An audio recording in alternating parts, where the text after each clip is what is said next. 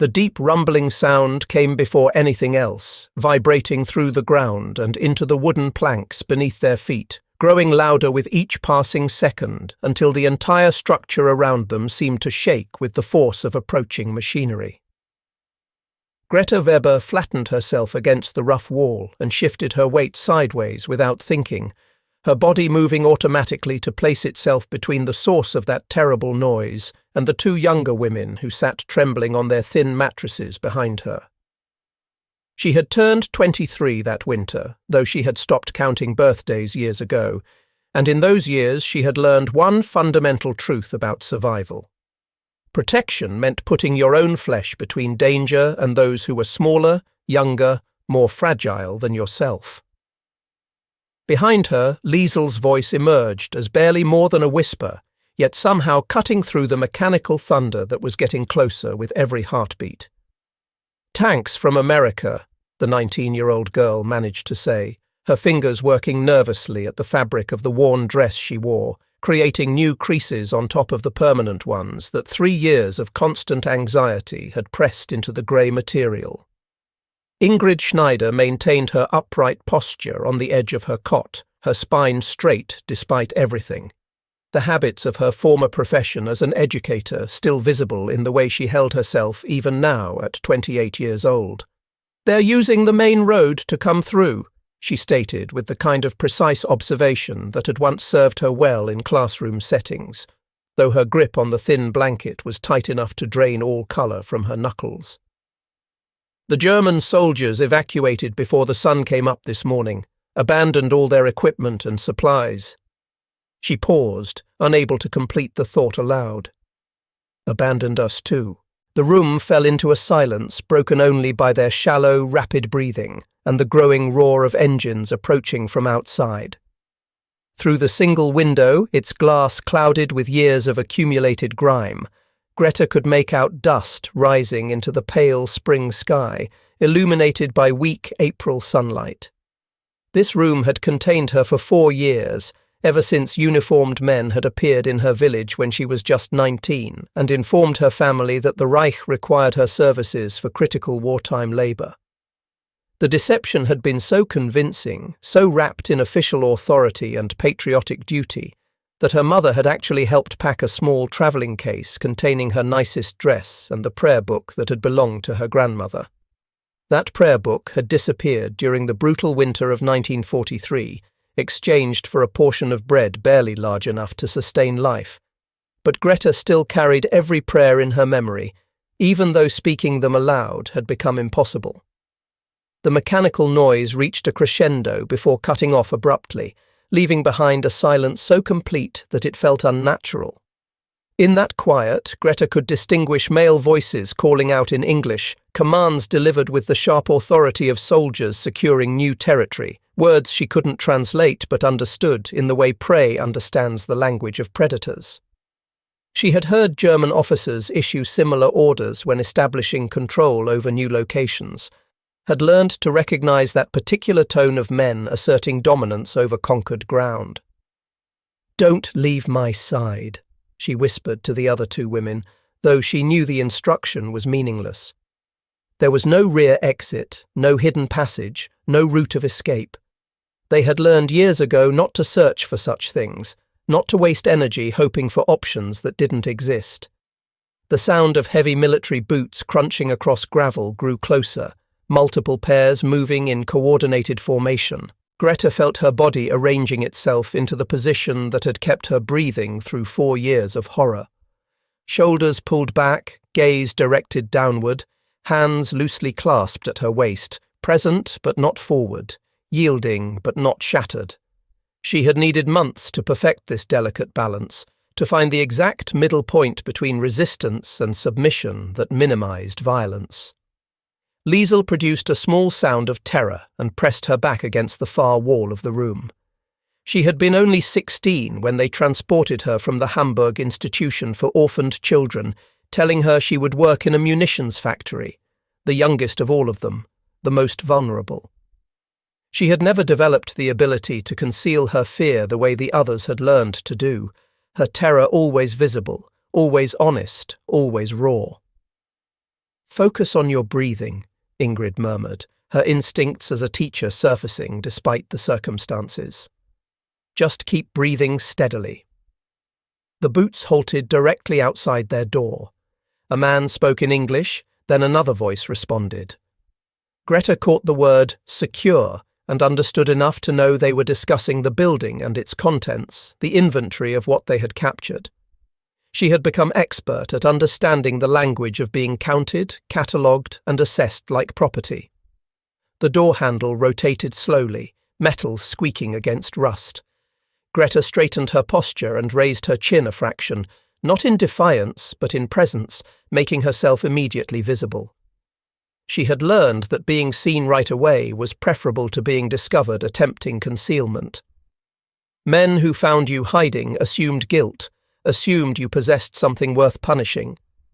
Bright sunlight poured into the dim interior as the door swung inward, creating a silhouette of a tall figure in American military dress.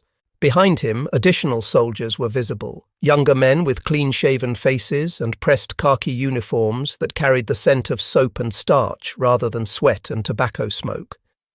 The officer standing in the doorway paused, his eyes moving across the scene before him, taking in Greta first, then Liesel, then Ingrid, and something flickered across his features that Greta hadn't witnessed in a man's expression for 4 years. Something that resembled shock, then recognition, then something else entirely, something that might have been compassion if she had possessed the courage to interpret it that way. He spoke quietly to the soldiers positioned behind him, then stepped backward without crossing their threshold, without entering their space. "We're not going to cause you harm," he said in German that was careful and heavily accented. "You're safe now." The words floated in the air between them like something impossible. Too unlikely to believe, yet too direct to dismiss. Greta felt something shift inside her chest, a tiny fracture in the protective wall she had constructed around her expectations over years of learning not to trust promises delivered by men in uniform, but this man hadn't even stepped across their doorway. The vehicle bed where they sat was lined with clean canvas that didn't carry the smell of fuel or unwashed human bodies. Greta positioned herself between Liesel and Ingrid, their shoulders pressed together, maintaining the formation they had held through countless previous transports over the years. But this time was different. No one had pulled them apart. No one had pointed at Liesel and dragged her toward a separate truck, or pushed Ingrid toward the vehicle reserved for officers. They remained together, and this small act of mercy felt so foreign, so unexpected, that Greta struggled to process what it might mean. The American soldier operating the truck had assisted them in climbing aboard without making unnecessary physical contact, simply extending his hand palm upward and waiting for them to decide whether to accept his help. When Liesel had recoiled from the offered assistance, he had quietly positioned a wooden crate beside the rear gate for her to use as a step instead, then moved away. Through the canvas opening at the back, Greta watched the Bavarian landscape pass by, fields marked by the tracks of heavy machinery and abandoned military equipment, but still showing the green growth of spring. The war was ending, everyone said so. She had heard it whispered among the guards during their final days at the barracks, had seen it in the frantic way the Wehrmacht officers had burned documents and fled before dawn. But endings had never signified freedom for women in their position. Endings simply meant transitions to new forms of captivity under different masters. The American camp they called Lucky Strike spread across a hillside like a temporary metropolis, rows of canvas tents and wooden structures arranged in precise military order, surrounded by wire fencing that looked disturbingly familiar to Greta. Her stomach tightened as they approached the main entrance. The guards there wore different uniforms and spoke different languages, but fences remained fences and gates remained gates. The truck stopped in front of a low wooden building marked with a Red Cross emblem. The same soldier who had driven them opened the rear gate and stepped back, allowing them space to climb down without assistance. Greta noticed how deliberately he kept his hands visible, how he announced each movement before executing it. These were not the behaviors of men who took what they desired without asking. A tall sergeant emerged from the building, his uniform crisp despite the afternoon heat, his face weathered but carrying an expression of kindness, with lines around his eyes that suggested he smiled more frequently than he frowned. He spoke to the driver in English, then approached the three women with slow, measured steps. "My name is Sergeant Morrison," he said in German that was heavily accented but clearly understandable. "You'll be staying in Building 7. It's clean and secure. No one will enter without your permission." Liesel made a small sound of disbelief that she quickly suppressed. Permission? The word felt almost meaningless. They hadn't been asked permission for anything in so many years that Greta had forgotten what it felt like to possess choices that held any significance. Morrison led them across the compound, past rows of tents where American soldiers glanced up from their evening activities. Some watched with curious eyes, others with expressions Greta couldn't interpret, but none of them shouted crude comments or made the gestures she had learned to anticipate. They simply observed and returned to their card games and letter writing. Building 7 was a converted barracks containing 6 cots positioned along the walls, each with a folded blanket and a small wooden crate serving as a bedside table. The blankets were wool, thick and clean, with the kind of softness that indicated proper washing and care. Greta ran her fingertips along the edge of one and felt something loosen in her chest at the simple luxury of clean fabric that smelled of soap. "There are rules," Morrison said, removing a sheet of paper from his jacket pocket and tacking it to the wall beside the door. The German text was written in careful black letters. Rule number 1. No prisoner will be sexually assaulted or harmed. Rule number 2. No soldier may enter this building without permission from the occupants. Rule number 3. Meals will be delivered at 800 hours, 1200 hours, and 1800 hours. You are not required to earn them.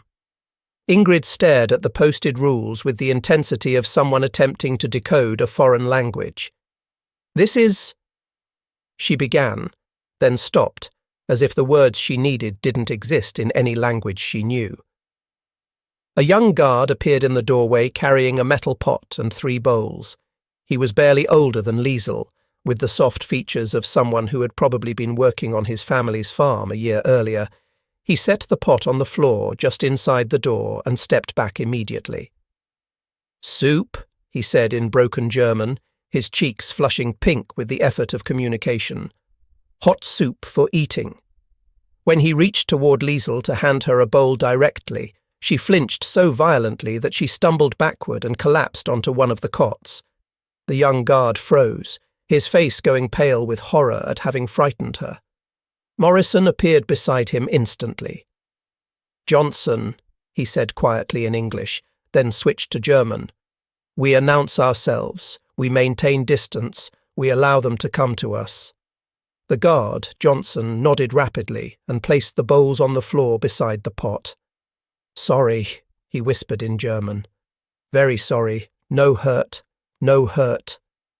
After they departed, the 3 women sat in silence, staring at the steaming pot of soup that smelled of vegetables and meat, rich and nourishing. But more significant than the food itself was the fact that it had been given freely, without demands or expectations attached. Greta reached for a bowl with trembling fingers, half expecting someone to appear and name the price she would have to pay for this kindness. But no one came. Outside their window, she could hear American soldiers calling to each other in the gathering dusk, their voices carrying the easy camaraderie of men who slept safely at night. And for the first time in 4 years, Greta allowed herself to wonder if she might sleep safely too. The routine began to feel like a small miracle by the 3rd day. Breakfast arrived at exactly 8 o'clock each morning, delivered by the young soldier Johnson, who had learned to knock twice, announce himself clearly, and wait for permission before entering their space. He set the tray just inside the door with careful reverence, as if he understood he was handling something more fragile than dishes and food. Greta found herself waking before the knock each morning, her body still programmed for constant vigilance, but no longer braced for immediate threat. She would lie on her cot, listening to Liesel's soft breathing and Ingrid's precisely controlled sleep patterns, marvelling at the absence of heavy boots in the hallway, the lack of crude voices demanding entrance. The silence felt almost too good to trust. The infection in her shoulder had been festering for weeks, a souvenir from a particularly brutal Wehrmacht officer who had enjoyed leaving visible marks on the women under his control. She had hidden it well, knowing that visible wounds often made men either more violent or more disgusted. But on the fourth morning, when she couldn't lift her right arm without wincing, Liesl noticed the way she favoured her left side. "You're hurt," Liesl said, her voice carrying the particular gentleness she reserved for moments when she wasn't drowning in her own terror. "The shoulder, yes?" Before Greta could deflect or minimise the injury, Ingrid was beside her with the efficient assessment of someone who had spent years caring for others. "That needs medical attention," she said with quiet authority. "It's infected." The idea of voluntarily asking for help from American soldiers felt impossible. Help had always come with a price, and medical attention from men had never been about healing. But as the morning progressed and the throbbing in her shoulder worsened, Greta found herself considering the unthinkable. When Johnson arrived with lunch, Ingrid stepped forward with the careful dignity that made her seem taller than her actual height. "Excuse me," she said in her precise German, then attempted the English phrase she had been practicing. "Medical help, please." Johnson's boyish face immediately creased with concern. He set down the food tray and hurried away, returning minutes later with a compact Asian-American soldier who moved with the quiet efficiency of someone accustomed to medical emergencies. "I'm Corporal Chen," the medic said in German that was significantly better than Morrison's. "I understand someone needs medical attention." When Greta reluctantly indicated her shoulder, Chen nodded and opened his medical bag on the small table, but instead of immediately reaching for her, he began pulling out supplies and explaining each item as he set it down. "Antiseptic solution for cleaning," he said, showing her a brown bottle. "Clean bandages, antibiotic powder. This might sting when I clean the wound, but it will help prevent further infection." He paused and looked directly at her. "I need to examine the injury to treat it properly. Is that acceptable to you?" The question hung in the air like something unprecedented. Acceptable to you, as if her acceptance mattered, as if she had the right to refuse a man who wanted to touch her. "Yes," she whispered, then cleared her throat and said it again more firmly. "Yes." Chen's examination was clinical and gentle, his hands careful and his voice steady as he explained each step. "The infection is localized. I'll need to clean it thoroughly and apply antibiotics. You should keep it dry and covered for several days." As he worked, cleaning the wound with methodical precision, Greta found herself studying his face. There was no hunger in his expression, no calculation about what this medical attention might entitle him to later. He simply tended to her injury with the same focused care she imagined he would give to any wounded soldier. "There," he said finally, securing the clean bandage with medical tape. "Change the dressing daily. If you see red streaks extending from the wound, or if fever develops, have someone find me immediately." He packed up his supplies and stood, but made no move to leave immediately. "The human body has remarkable healing capacity when given proper care and safety," he said quietly. "Both are available to you here." After he left, the three women sat in stunned silence. Finally, Liesl spoke up with something that might have been wonder. "He asked permission before touching you."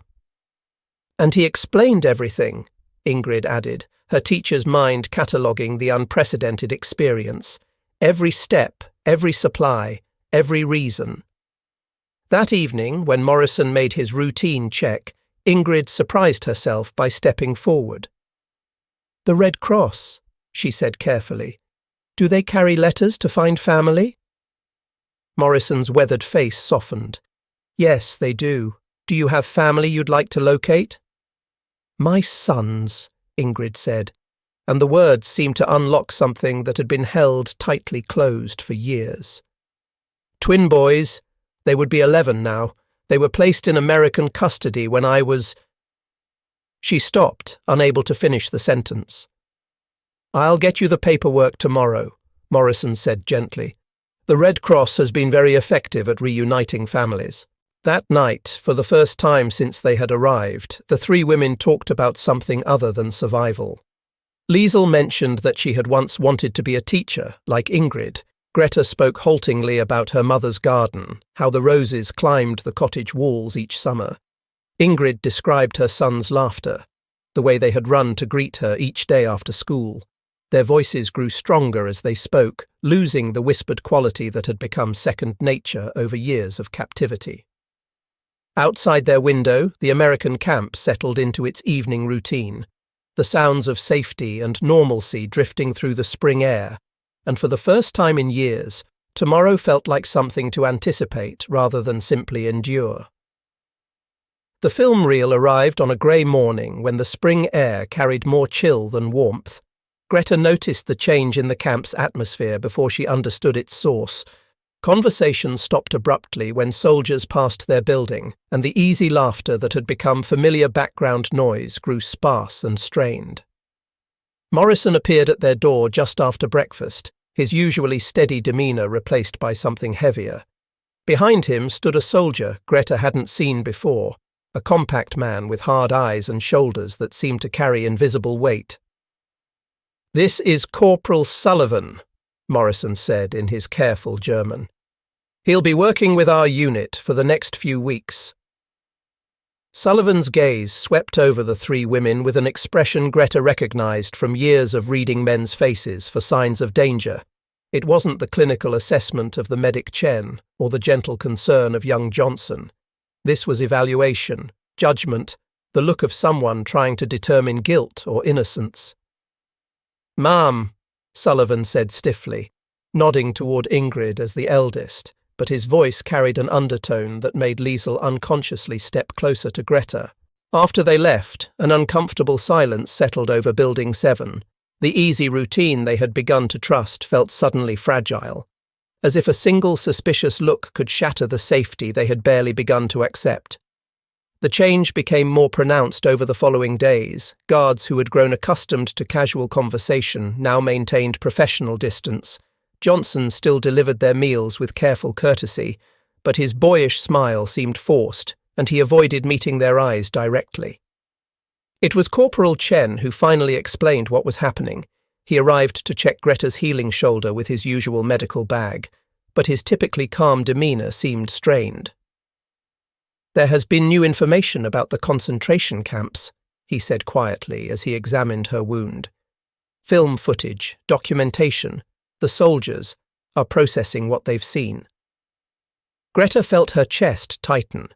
They had heard whispers about the camps over the years, terrible rumours that seemed too horrific to believe, but whispers and documented reality were different things entirely. "Some of the men are struggling to understand the difference between victims and perpetrators," Chen continued, applying fresh bandages with gentle precision. "It's difficult for them to process that German women could suffer under the same system that committed such atrocities." That afternoon, Sullivan appeared at their door again, this time without Morrison's moderating presence. He carried a manila folder and wore the expression of someone fulfilling an unpleasant duty. "I need to ask you some questions," he said in heavily accented German, his tone suggesting the questions were more like accusations waiting to be confirmed. Ingrid straightened to her full height, assuming the authoritative posture that had once commanded classrooms. "What kind of questions?" Sullivan opened the folder and pulled out several photographs, grainy black and white images that made Liesl gasp and turn away. The images showed emaciated figures behind barbed wire, mass graves, children with hollow eyes staring at the camera. "What did you know?" Sullivan asked, his voice tight with barely controlled anger. "What did you see?" The photographs lay between them like accusations. Greta stared at the evidence of systematic murder and felt something collapse inside her chest, not surprise, but a terrible confirmation of humanity's capacity for evil. She had known evil intimately, had lived with it pressed against her skin for 4 years, but seeing it documented, made official, somehow made her own survival feel like complicity.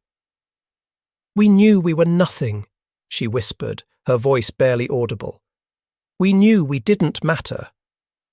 "That's not an answer," Sullivan pressed, and now his anger was fully visible. These camps were all over Germany. People had to know. People had to see.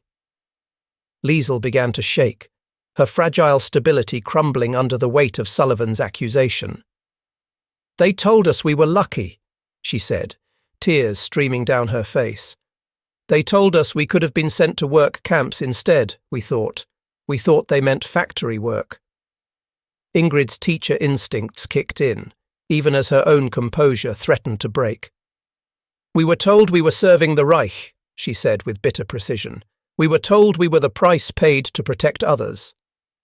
Sullivan stared at them with disgust that felt like a physical blow.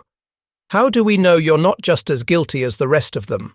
The question hung in the air like a verdict. Greta felt years of carefully constructed survival crumble around her.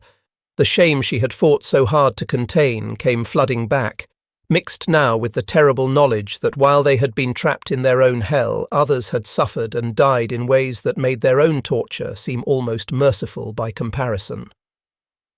"Maybe we are," Greta said finally, the words scraping her throat raw. "Maybe surviving makes us guilty. Maybe we should have died instead."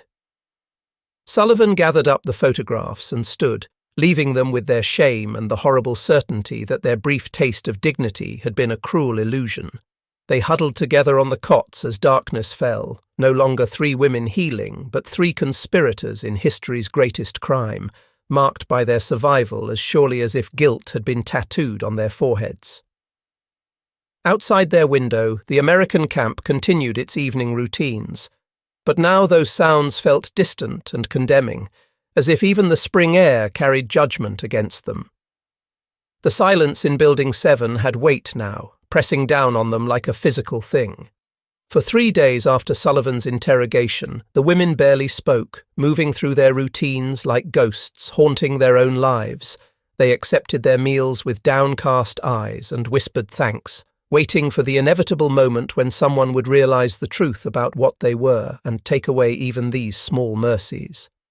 Greta found herself cataloguing every kindness she had received since arriving at Camp Lucky Strike, preparing to surrender each one as payment for the crime of surviving. The clean blankets when others had frozen, the gentle medical care when others had died of infection, the simple dignity of being asked for permission when others had been used without consent. All of it felt stolen now, luxuries she had no right to claim. Liesel had retreated into the manic silence that had once been her primary defense mechanism, rocking slightly on her cot and staring at the wall with unseeing eyes. Ingrid sat rigid and watchful, her teacher's mind working frantically to find some logical framework that could make sense of guilt and innocence in a world where both had become meaningless concepts. When Morrison appeared in their doorway on the 4th morning, flanked by Sullivan and carrying an official-looking document, Greta felt her heart sink toward her stomach. This was the moment she had been expecting, the reckoning, the official judgment that would strip away their temporary sanctuary and confirm what Sullivan's photographs had already proven, that German women who had survived the war were inherently suspect, complicit by virtue of breathing. But instead of reading charges or demanding confessions, Morrison stepped forward with the same careful gentleness he had shown since their first day. Sullivan stood behind him, his face a mask of conflicted emotions that seemed to war with each other in real time. "What happened in those camps?" Morrison said quietly, his weathered hand steady on the document. "That's not on you. What happened to you? That's not on you either." The words seemed to come from some impossible place where logic and mercy intersected. Greta felt them hit her chest like physical blows, each syllable challenging the guilt she had wrapped around herself like armor. Morrison turned slightly to include Sullivan in his gaze. "These women survived hell. They're not the enemy. They're the evidence of what we've been fighting against."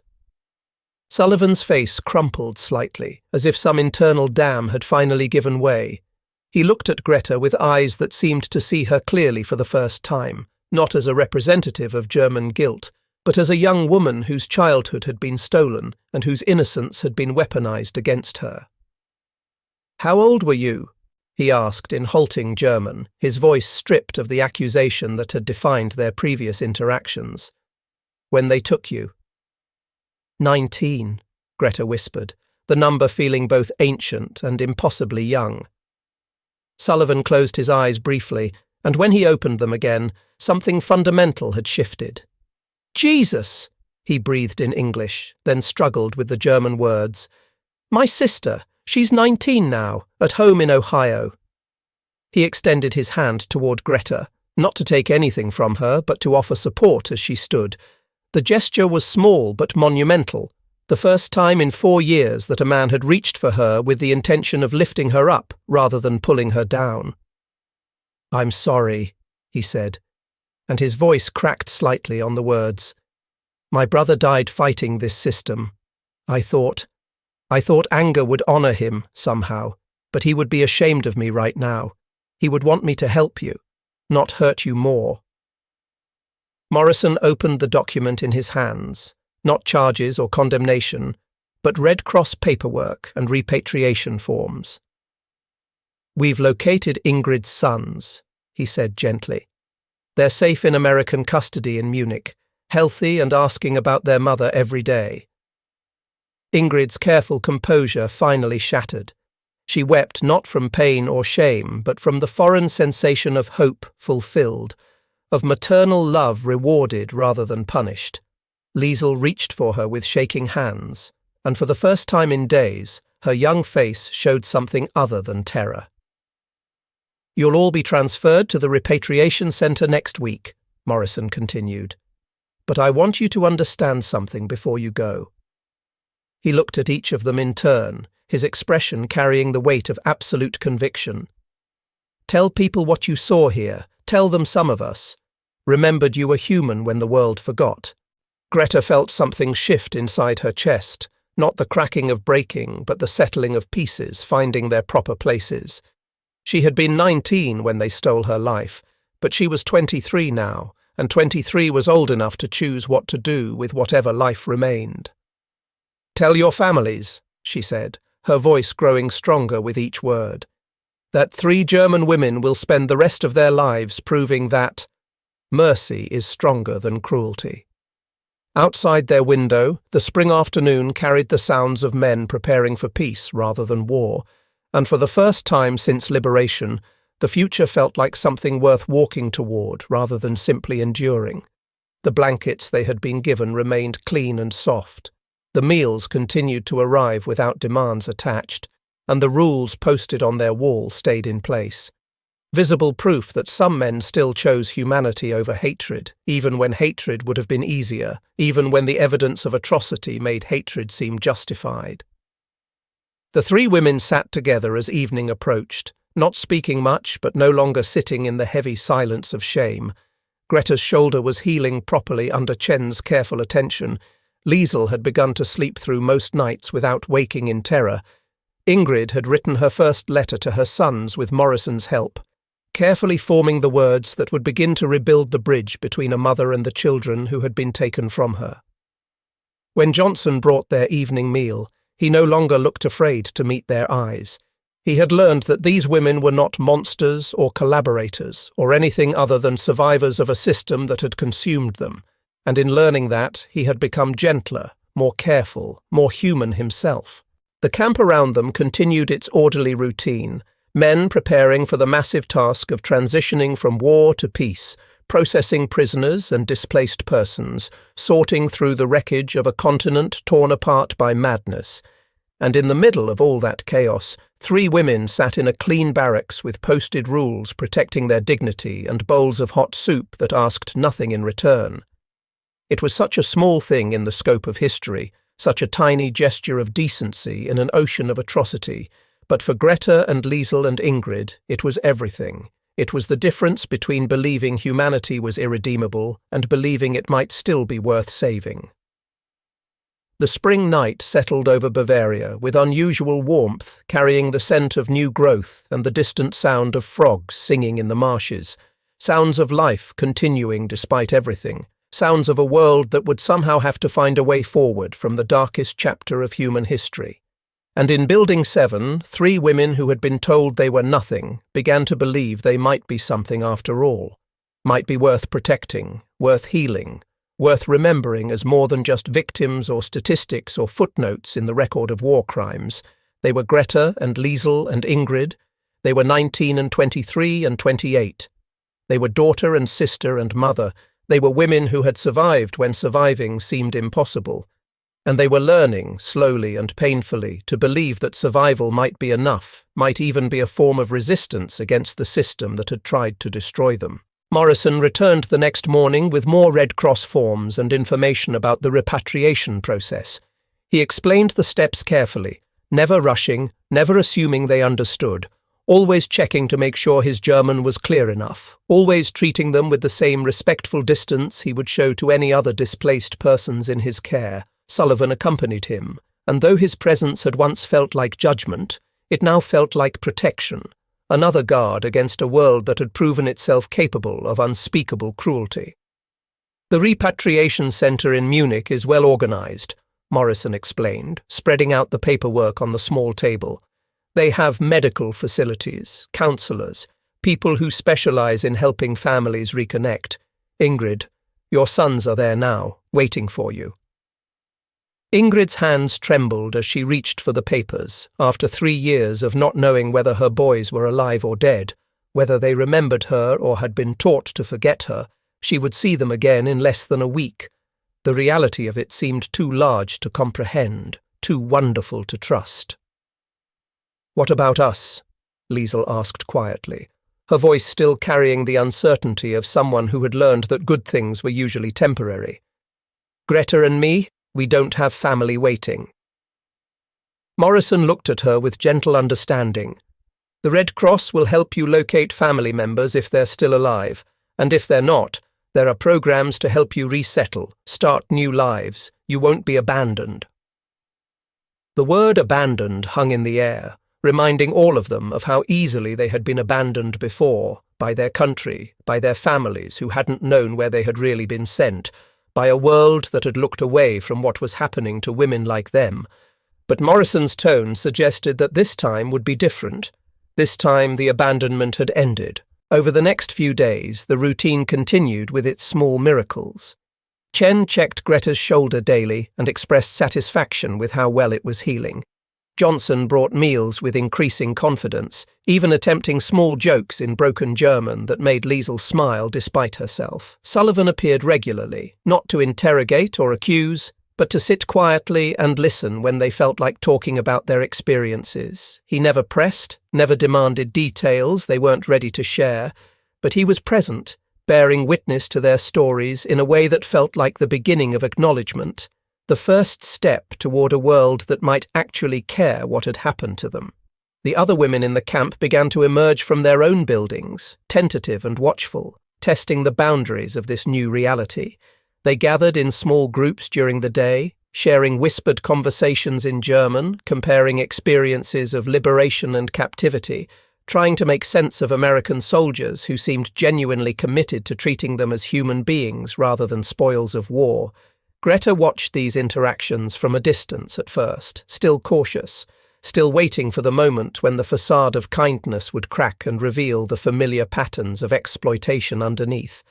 But that moment never came. Instead, what came was the slow, painful process of learning to trust again, to believe that not all authority was corrupt, not all men were predators, not all promises were lies. It was harder than any physical healing, this rebuilding of faith in humanity. It required a kind of courage that Greta hadn't known she still possessed. The courage to hope, to imagine a future that held something other than survival, to believe that she might deserve that future. On their last night in Camp Lucky Strike before the transfer to Munich, Morrison gathered all the women from Building 7 together. By now their number had grown to 8, as other survivors had been brought in from liberated areas. He stood before them with the same weathered kindness he had shown from the beginning, his uniform neat, his posture military, but his eyes soft with something that might have been respect. "I want you to remember something," he said in his careful German. "What happened to you was not your fault. The men who used you, who hurt you, They were the criminals, not you. The system that put you in those positions was evil, not you. You survived. And survival is not a crime. It's a testament to your strength. Some of the women wept at his words. Others sat in stony silence, still unable to believe that anyone in a position of authority could see them as anything other than complicit in their own suffering.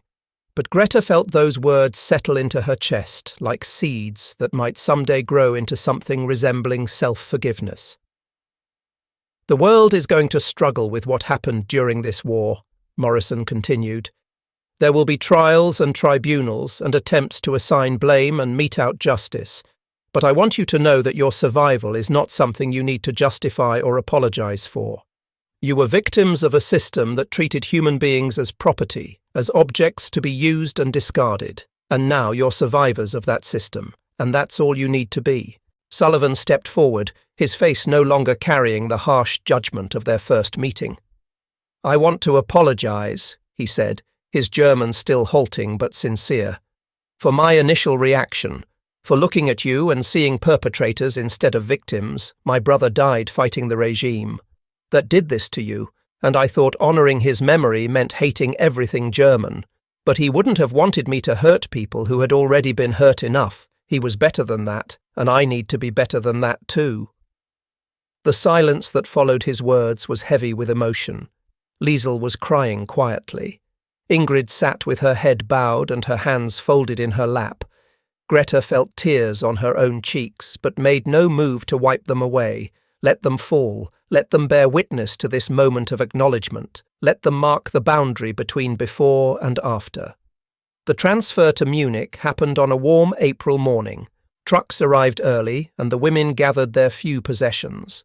Greta had accumulated almost nothing during her time at Lucky Strike, just the clothes she had arrived in, now clean, and a small bar of soap that Chen had given her, telling her that cleanliness was important for preventing infection but also for dignity, for the feeling of being cared for.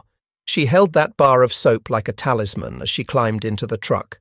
The journey took most of the day, winding through countryside that bore the scars of war but also showed signs of persistence, fields being ploughed, villages beginning to rebuild, children playing in the streets despite the presence of military vehicles and armed soldiers, life continuing because life had no other choice, because the alternative to continuing was giving up entirely, and the people of Bavaria were too stubborn to surrender even after their government had done so.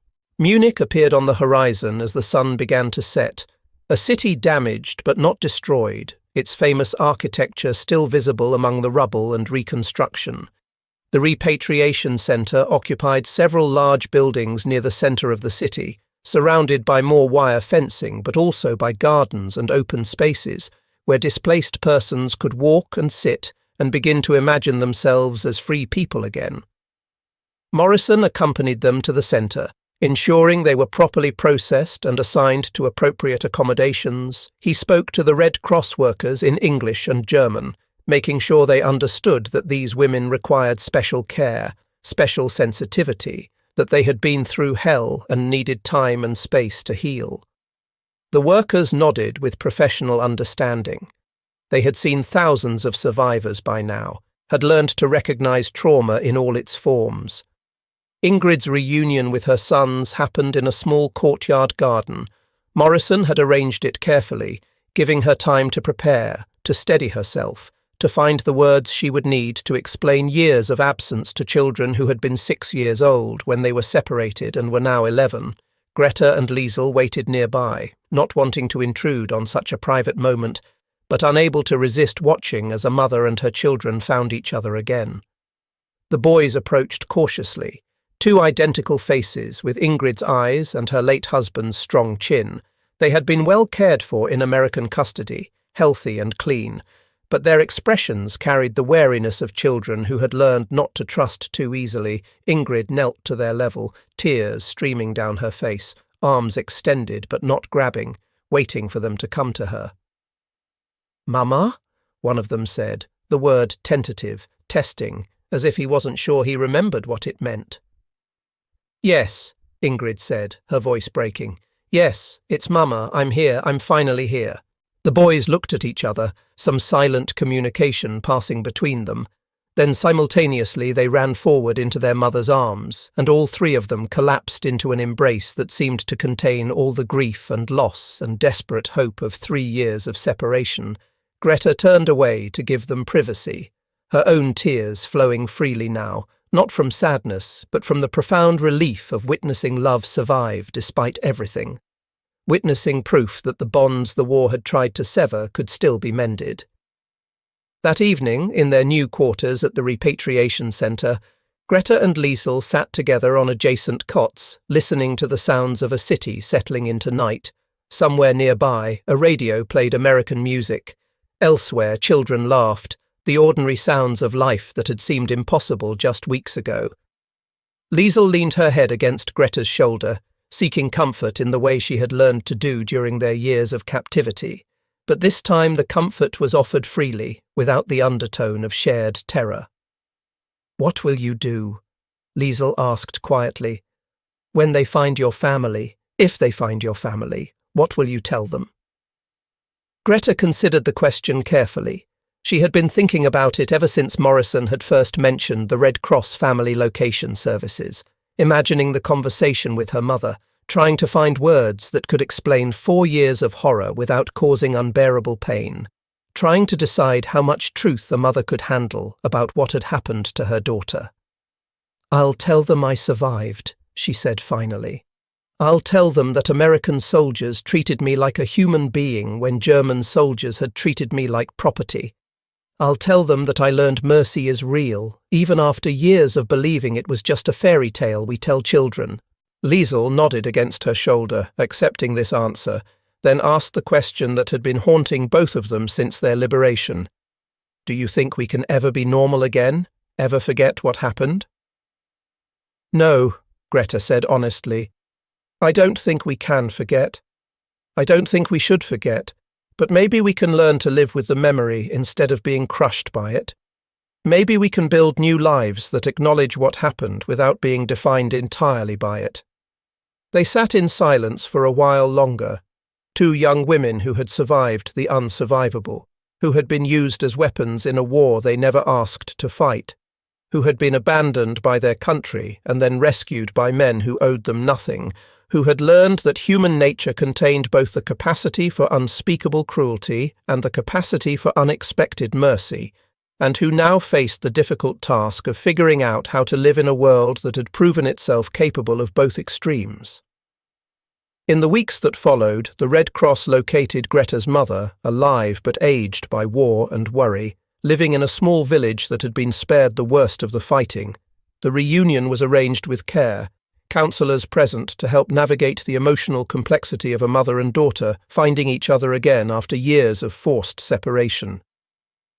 Greta's mother wept when she saw her daughter, reaching for her with shaking hands, whispering apologies for having believed the lie about essential war work, for having packed that bag and sent her daughter away to hell.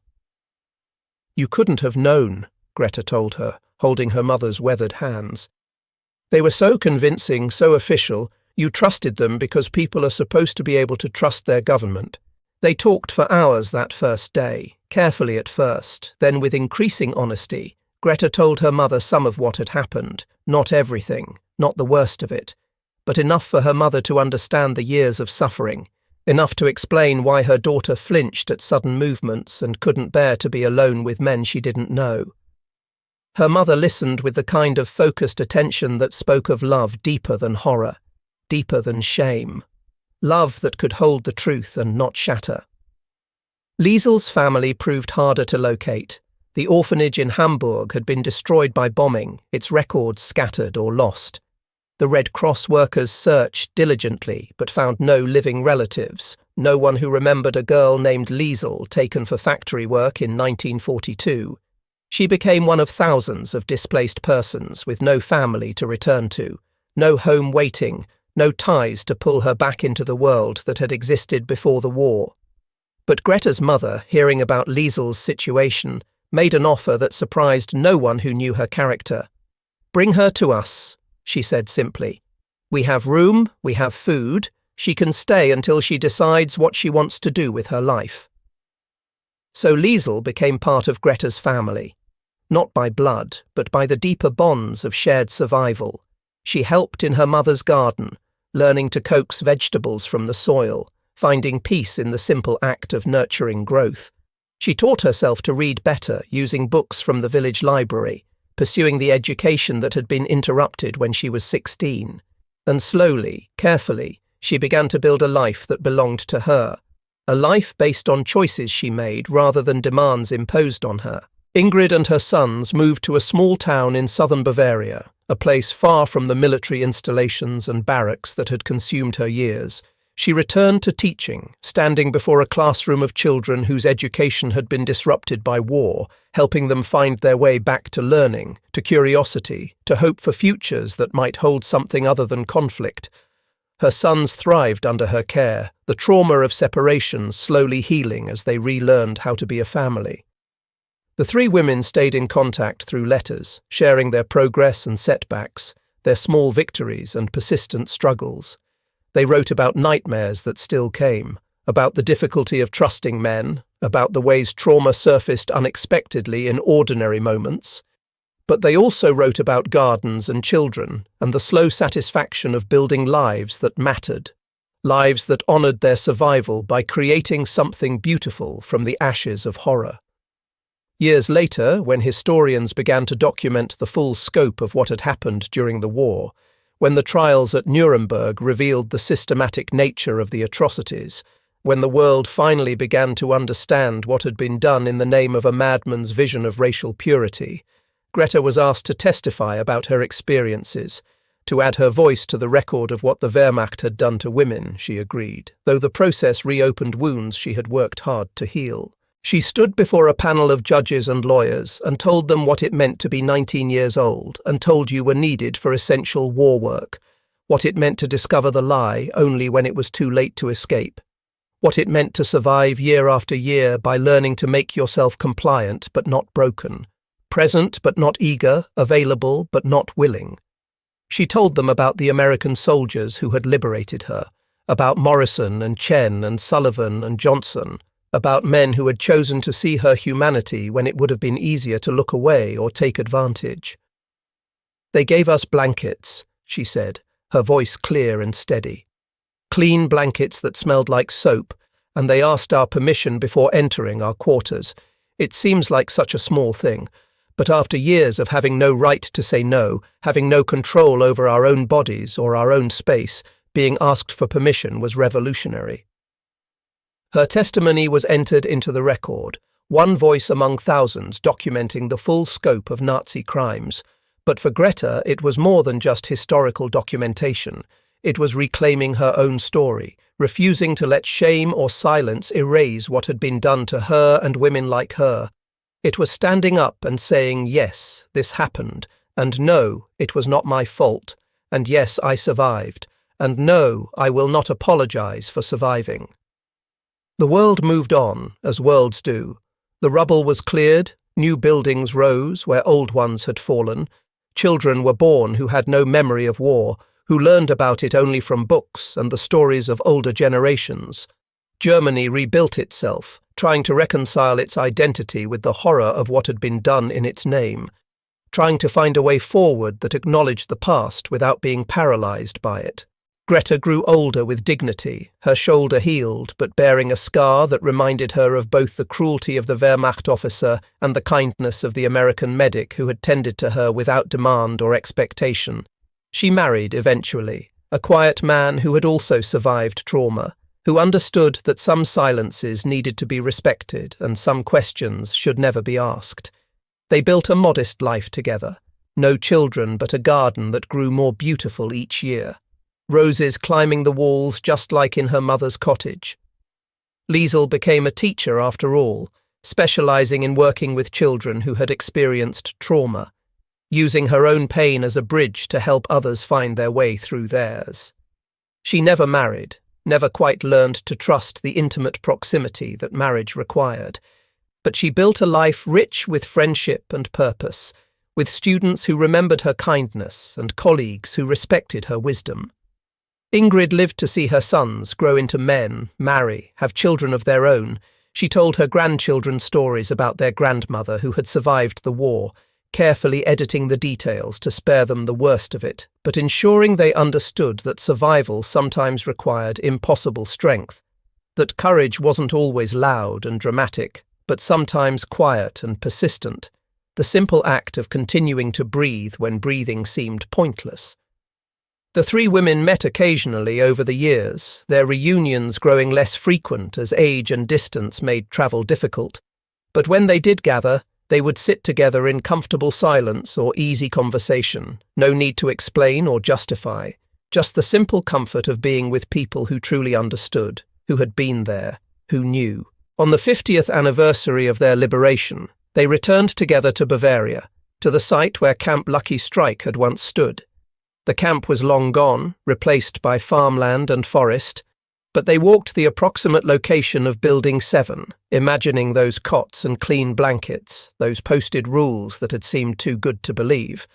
Morrison had died years earlier, but they learned that Sullivan had become a high school teacher in Ohio, dedicating his life to ensuring young people understood the importance of seeing the humanity in everyone, even former enemies. Chen had returned to medical practice in California, specializing in treating refugees and displaced persons, continuing the work of gentle healing he had begun in the war's aftermath. They found Johnson too, now an old man himself, still living on his family's farm. He wept when he saw them, apologizing again for that first day when he had frightened Liesel by reaching toward her too quickly. They assured him all was forgiven, thanked him for his gentleness, for his willingness to learn how to treat them with dignity. He showed them photographs of his children and grandchildren, spoke of how that brief time at Camp Lucky Strike had shaped his entire life, taught him lessons about compassion and respect that he had tried to pass on to the next generation.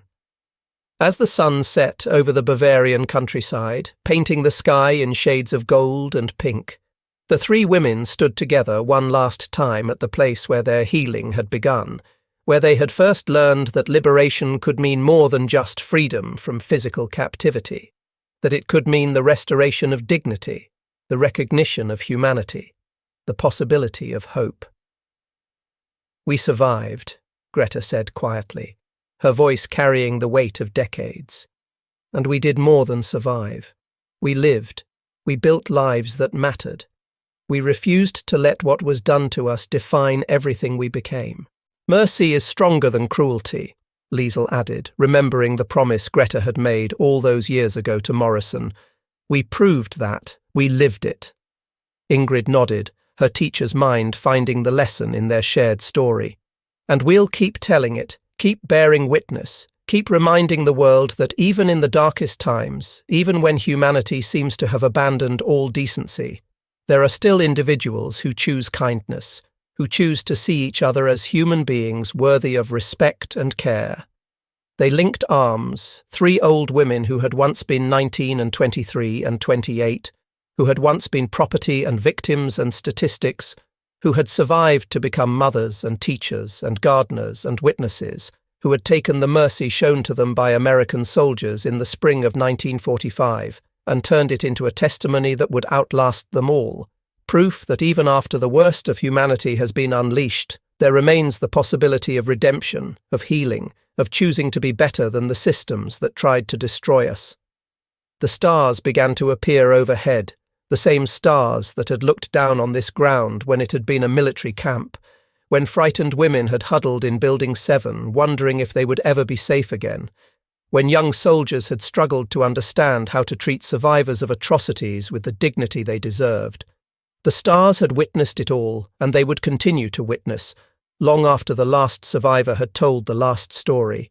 Long after memory had faded into history and history into legend, the stars would remember that here, in this place, mercy had been chosen over cruelty, humanity over hatred, hope over despair. And that choice, however small it might have seemed at the time, had changed three lives forever, had rippled outward through generations, had proved that even in the aftermath of humanity's darkest hour, light could still find a way to shine.